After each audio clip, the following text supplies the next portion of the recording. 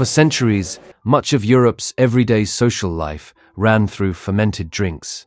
Water could be unreliable in dense towns, and beer, ale, and wine were familiar, safer-feeling companions at meals, markets, and meetings. Europe was not literally asleep, but many of its public rooms were built around a depressant. Wait, so the public sphere had a tavern setting? That explains several building decisions in medieval Europe. The alcohol content of small beer was relatively low, often under 2%. The point is not that Europe was helplessly drunk. The point is that many familiar public rooms were organized around a substance that slowed the room down. And then, in the mid-17th century, a radical new liquid arrived on the shores of England. It was boiling hot, it was bitter, it looked like mud, and crucially, it was a potent central nervous system stimulant. Within a few decades, London was crowded with specialized establishments dedicated to this foreign bean. But these were not merely places to drink. They were architectural engines for processing information, generating debate, and letting some social boundaries bend, while others stubbornly remained. So, coffee made everyone smart. Is that the thesis? Because I'd had 5 espressos today, and I currently have a headache and a strong desire to fight a footnote. No, coffee did not magically synthesize the Enlightenment. The chemical properties of caffeine merely kept people awake. The true revolution was not the substance in the cup, but the structure of the room in which it was consumed. Coffee did not cause the Enlightenment, it industrialized public argument.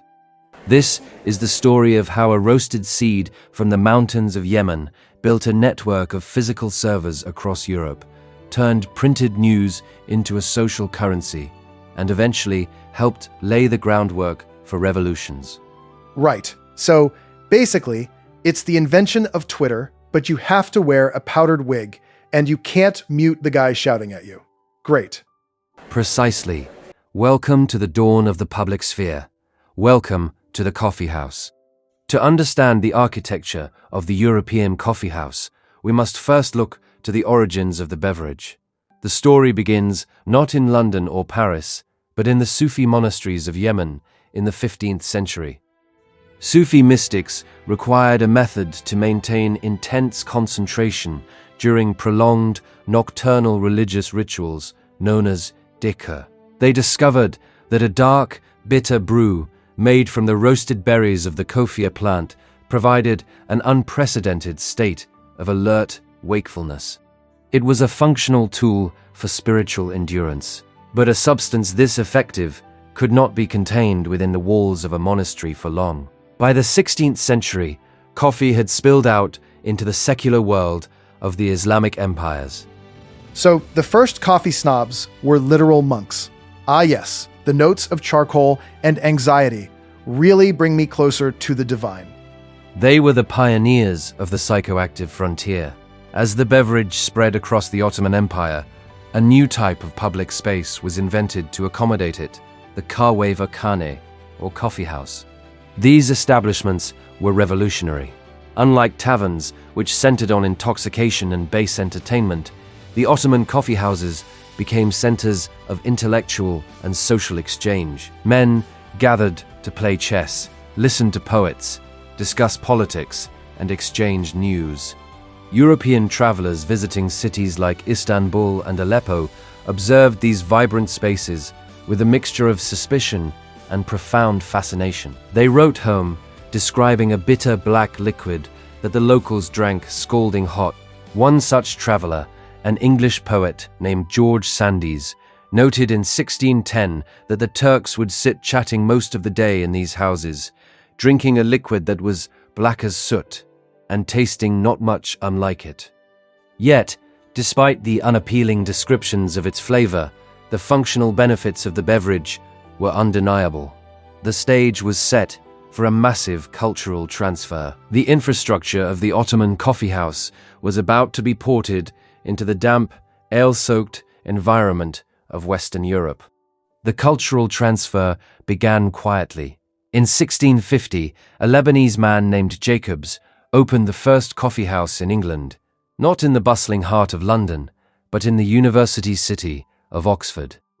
Oxford was a town of scholars, students, and academics, a demographic uniquely positioned to appreciate a beverage that extended study hours and cleared the mind of the previous night's ale.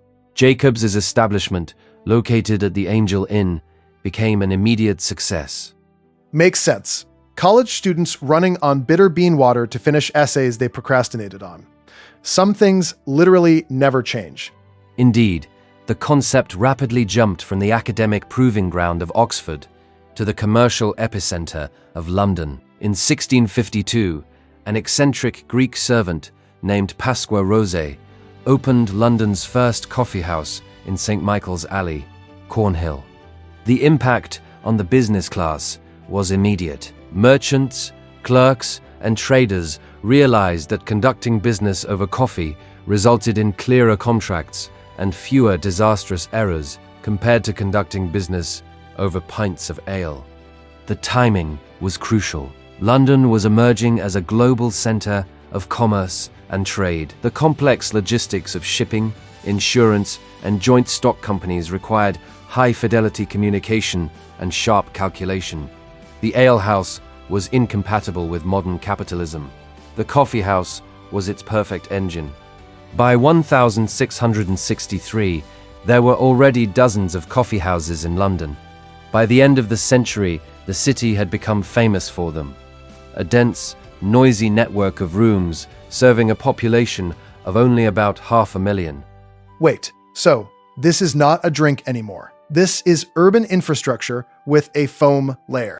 In an era rigidly stratified by class, birth, and wealth, the coffeehouse suspended the rules of the outside world. If you could afford the entrance fee of a single penny, you had the right to sit anywhere, speak to anyone, and join any conversation, regardless of your social station.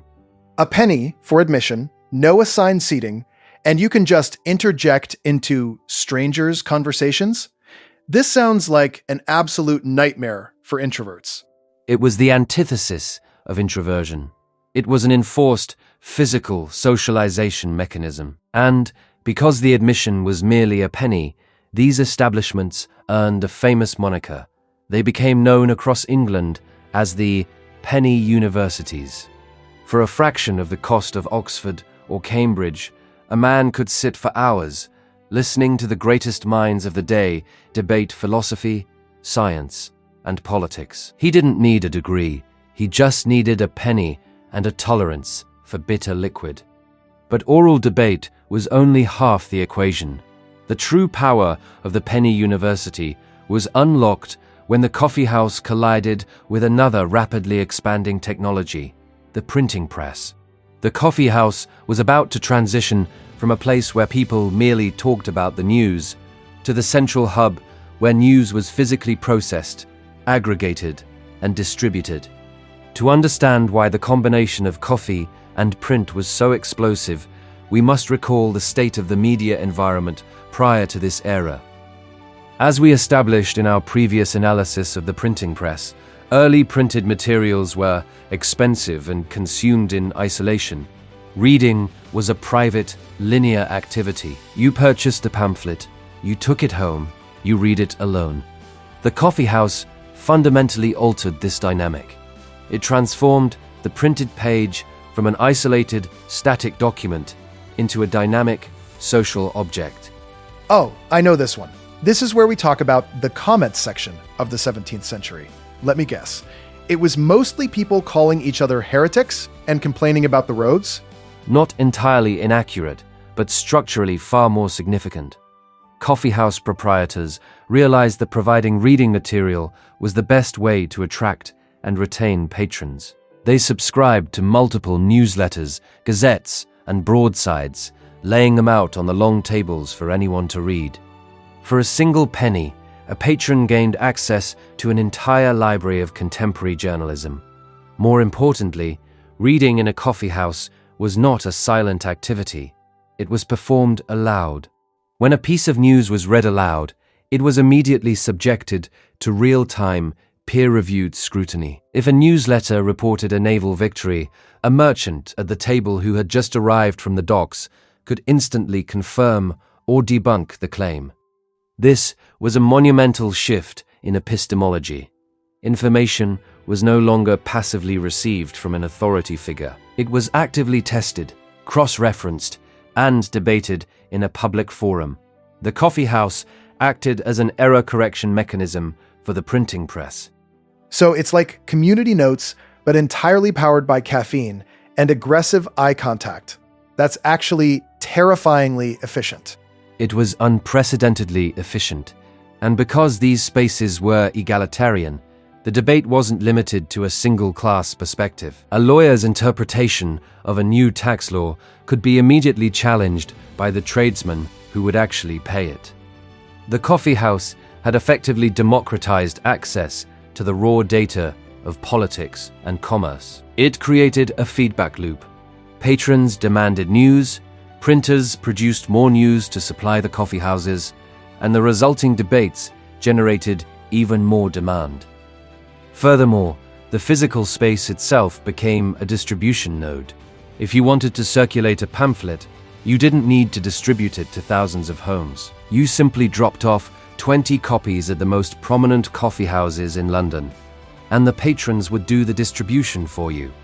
Okay, but hold on. If thousands of highly caffeinated commoners are sitting around reading the news, arguing about laws, and realizing they have opinions, someone at the top is going to get very, very nervous. You are entirely correct. The rapid expansion of this unmoderated, horizontal information network did not go unnoticed by the vertical power structures of the state. King Charles II, having recently been restored to the throne after a bloody civil war, viewed these establishments with extreme prejudice. He recognized them for what they were: unregulated servers processing political sentiment. A monarch's power relies on controlling the narrative. When the narrative is being ripped apart and rewritten daily by thousands of tradesmen arguing over cups of hot mud, the monarchy is functionally under attack. And so, in 1675, the king decided to pull the plug on the entire network. He drafted a proclamation to ban the coffeehouse completely. On December 29th, 1675, the proclamation for the suppression of coffeehouses was issued. It declared that the establishments produced very evil and dangerous effects, functioning as the great resort of idle and disaffected persons. The king accused the coffeehouses of being places where malicious and scandalous reports are devised and spread abroad to the defamation of His Majesty's government. In modern terms, they were accused of hosting misinformation that threatened national security. Idle and disaffected persons. That's just 17th century speak for trolls and reply guys, right? The king wanted to ban the entire platform because the comments were too mean. Essentially, yes, the proclamation ordered the closure of every single coffeehouse in London by January 10th. It was a complete, hard-stop censorship attempt. It was an effort to roll back the public sphere and return to the vertical, isolated media environment of the past. But the king had profoundly miscalculated. He failed to understand that the coffeehouse was no longer just a place of leisure. It had become structurally load-bearing to the economy of the capital. The backlash was immediate, unified, and apocalyptic. It wasn't just the radicals and philosophers who protested. It was the merchants, the stockbrokers, the lawyers, and the clerks. To shut down the coffeehouses meant shutting down the impromptu boardrooms where international trade was organized.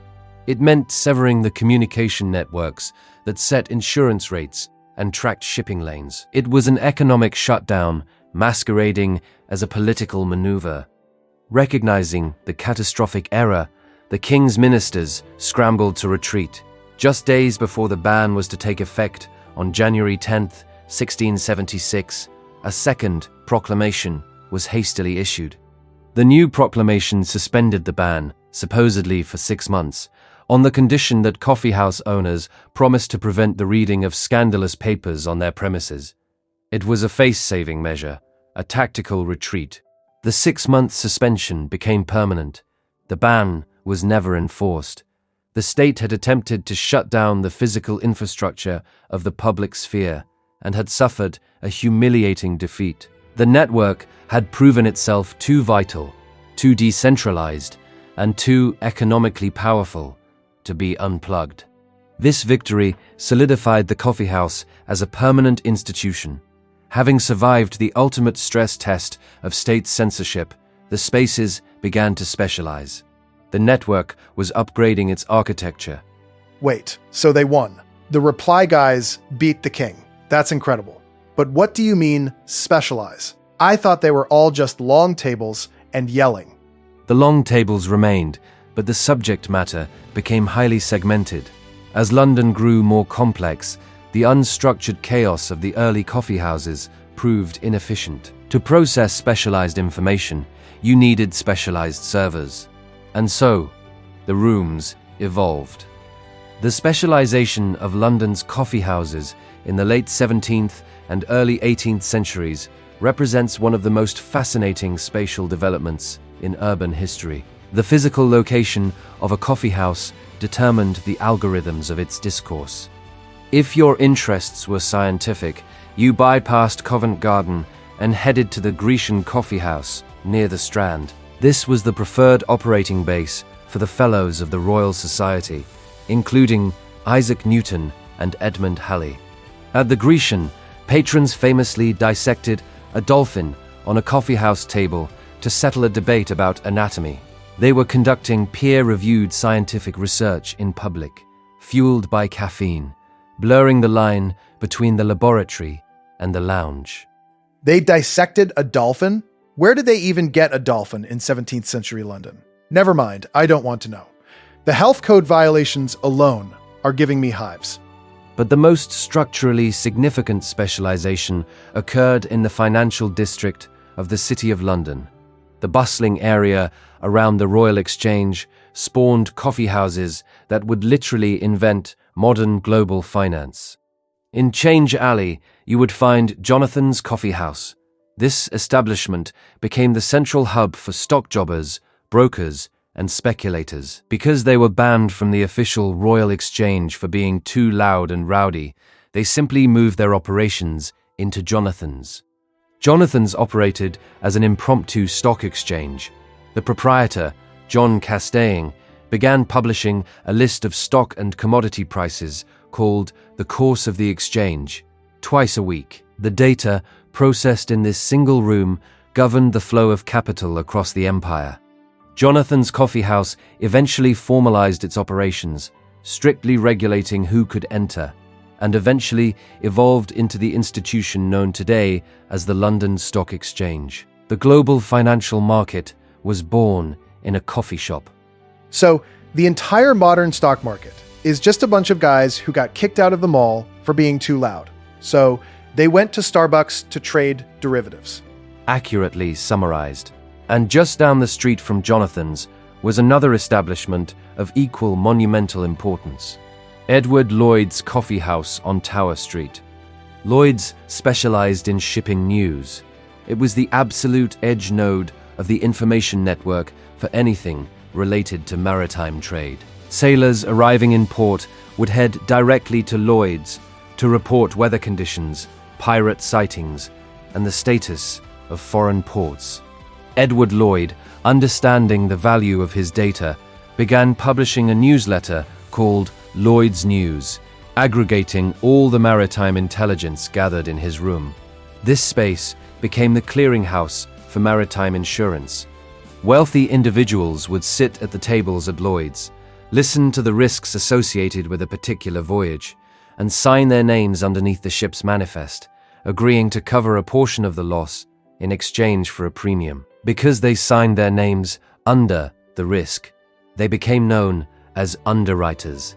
Lloyd's Coffeehouse would eventually transition from a physical room serving hot drinks into Lloyd's of London, the largest and most famous insurance market in the world.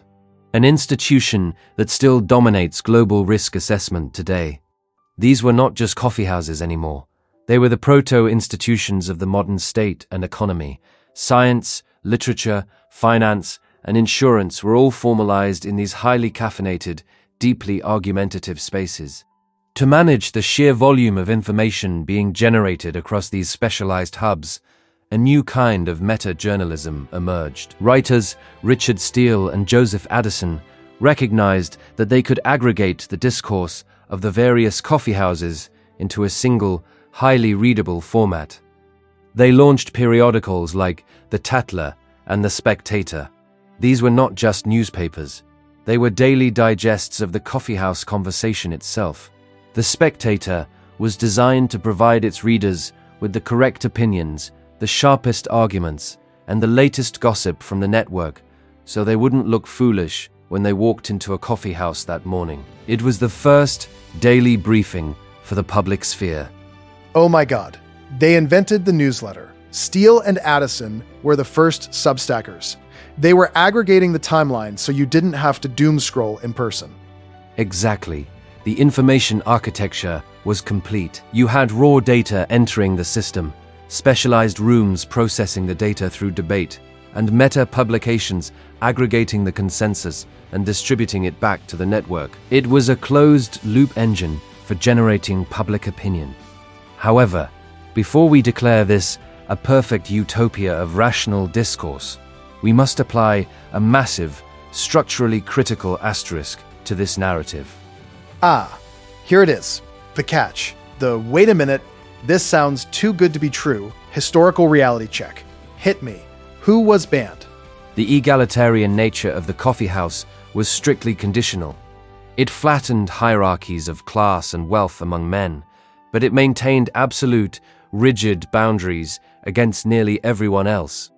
The public sphere was, in reality, an incredibly exclusive private club.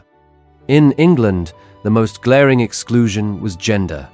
Women were largely shut out of coffeehouse debate as patrons, even though women sometimes worked in, managed, or owned coffeehouses. The room called itself public, but its public had borders. The public sphere was a deeply gendered construct. Men vacated the domestic space of the home to engage in rational debate in the coffeehouse, explicitly defining political discourse as an exclusively male domain. So, the great democratic engine of the Enlightenment was basically just a giant, caffeinated boys' club, where they convinced themselves they were the only ones capable of reason. Cool. It was a boys' club, and a commercial one. The price of admission was a penny, but that penny was still a barrier to the destitute, the laboring poor, and anyone the room decided did not belong. The rational consensus generated by these rooms was fundamentally skewed by the demographic of the room itself. The coffeehouse produced the ideology of the rising middle class, an ideology that often deliberately ignored or actively suppressed the rights of those not permitted at the table. Furthermore, the very substance fueling this enlightenment was deeply compromised. As demand skyrocketed, the coffee supply chain shifted from the Arabian Peninsula to brutal, enslaved labor plantations in the Caribbean and South America, established by European colonial powers. Right. The rational, enlightened debate in London was literally fueled by colonial exploitation and slavery.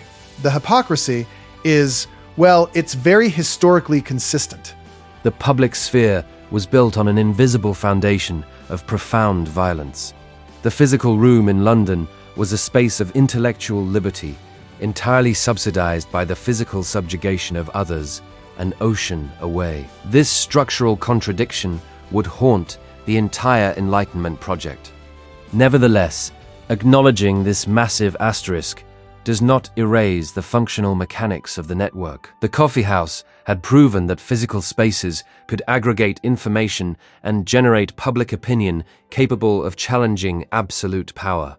But what happens when you export this exact same information architecture, the coffee, the print, and the public space, to a country governed by a rigid, unyielding absolute monarchy that refuses to reform? What happens when the network hits a firewall that will not bend? Let me guess. We're about to lose our heads. Literally. In France, the café culture developed similarly, but under far more oppressive conditions. The French monarchy maintained a tight, censorial grip on the printing press. There was no spectator, no open political debate allowed in the gazettes. Because the formal printing press was locked down, the Parisian cafes became the primary nodes for an underground, illicit information network. They traded in brutes publics, public noise, and mauvais propos, bad talk, hand-copied newsletters, smuggled pamphlets, and spoken rumors. The French police understood the danger. They flooded the cafes with spies, known as mouchers or flies, tasked with listening to the conversations and reporting seditious talk directly to the Bastille. So you have a highly caffeinated population, forced to trade illegal memes under the table because the government has spies in the room. This is a powder keg. It was a powder keg, and the cafes provided the spark. We must be precise. Coffee did not cause the French Revolution. Centuries of inequality, famine, and fiscal collapse caused the revolution. But the cafe provided the physical staging ground where the initial velocity was achieved. On the afternoon of July 12, 1789, the tension in Paris reached a breaking point. The king had dismissed his popular finance minister. The city panicked. And where did the spark ignite? Not in a palace, not in a parliament, but in the gardens of the Palais Royal at the Cafe de Foy. A young journalist named Camille Desmoulins leapt onto a cafe table. Some later images give him pistols. The essential fact is the posture. A writer turning a public room into a platform. He did not wait for a pamphlet to circulate. He shouted to the crowd to take up arms. The crowd grabbed leaves from the trees of the cafe garden to use as cockades, a unified visual symbol of their intent. 2 days later, they stormed the Bastille. The public sphere had transitioned from processing information to processing physical violence. So, a guy stands on a coffee shop table, yells, "We ride at dawn," and the entire monarchy collapses. The ultimate physical retweet. The network had achieved its ultimate manifestation. It had overwritten the operating system of the state. The coffeehouse, the bean from Yemen, the printing press. These elements combined to construct a machine for collective, horizontal thought. We still live inside this architecture. The platforms have moved from wooden tables to silicon servers. The timeline has accelerated from daily gazettes to milliseconds. But the fundamental structure of the public sphere remains unchanged. We are still drinking the stimulant, still reading the text, and still arguing at the long table, desperately trying to agree on what is true. And we're still mostly just calling each other heretics and complaining about the algorithm. Some things never change. We have explored the architecture of the bitter bean, but coffee, in its raw state, was barely palatable to the European tongue. To make the medicine go down, Europe required another additive, a crystal, a carbohydrate, a substance so highly addictive, so profoundly valuable, that its demand would reshape the geography of the planet. It was the engine of empire. It was the catalyst for the largest forced migration in human history. Wait, we're doing sugar next? Oh man, I need a nap before we tackle that one. The caffeine crash is hitting me right now.